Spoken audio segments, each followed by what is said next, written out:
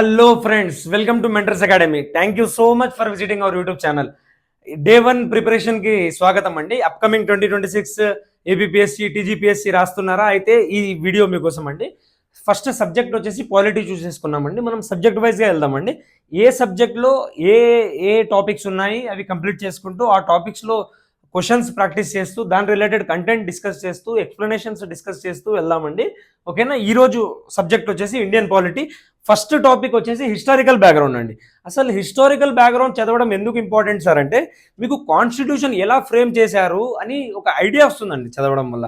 మీకు పాలిటీలో next topic making of the constitution అర్థం అవ్వాలి అంటే హిస్టారికల్ బ్యాక్గ్రౌండ్ చదవడం చాలా important. Plus UPSC every year 2 or 3 questions అడుగుతుందండి హిస్టారికల్ బ్యాక్గ్రౌండ్ నుంచి. యాక్ట్స్లో ఏం చేశారు, గవర్నర్ జనరల్ ఎవరున్నారు, అట్లా అనమాట. ఆ లైన్స్లో మనం అన్ని డీటెయిల్గా ఒక 15 యాక్ట్స్ ఉన్నాయండి మేజర్గా.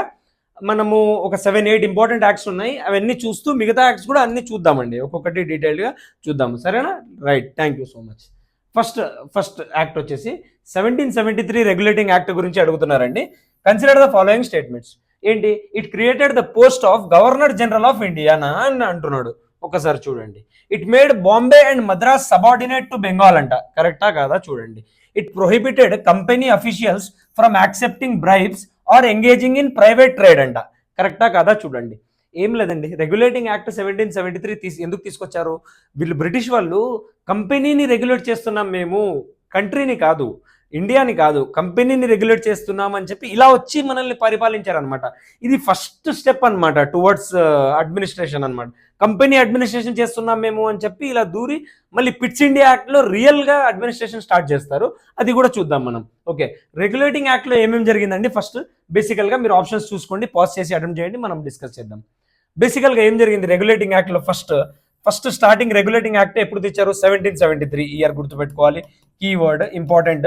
తర్వాత ఇందులోనే సుప్రీంకోర్టు ఎస్టాబ్లిష్ చేశారనమాట. ఈ యాక్ట్ ద్వారానే సుప్రీంకోర్టు ఎస్టాబ్లిష్ చేశారు. మీరు గుర్తుపెట్టుకోవాల్సిన కీవర్డ్స్ ఏమేమి ఉన్నాయి అంటే supreme court established in 1973 act, but 1774లో ఎస్టాబ్లిష్ అయిందనమాట. 1773 యాక్ట్ ద్వారా 1774లో ఎస్టాబ్లిష్ అయింది యాక్ట్ కల్కత్తా అనమాట. కల్కత్తా, ఓకేనా? కల్కత్తా. సార్ ఇది సుప్రీంకోర్టుకి ఇదేనా ఫౌండేషన్ అంటే ఇది కాదండి, ఇంకా ముందు వస్తుంది, మనం 1935 యాక్ట్లో చూస్తాము. ఇది జస్ట్ కల్కత్తా, మన ఇంకా ఇండియా వైడ్గా స్ప్రెడ్ కాలేదండి. ఇది కల్కత్తా, బాంబే, మద్రాస్ ఇట్లా లోకల్లో ఉంది కాబట్టి ఇది మొత్తం పునాది అని చెప్పలేమన్నమాట. నెక్స్ట్ వస్తుంది ఫెడరల్ కోర్ట్ 1935లో, అప్పుడు మనం డీటెయిల్గా డిస్కస్ చేద్దామండి. ఓకేనా? ఓకే, నెక్స్ట్ థర్డ్ ఏం చేసింది? It created the post of governor general of India అంటున్నాడు. కాదండి, గవర్నర్ జనరల్ ఆఫ్ బెంగాల్ అనమాట. గవర్నర్ జనరల్ ఆఫ్ బెంగాల్ ఎవరున్నారు? First lord Warren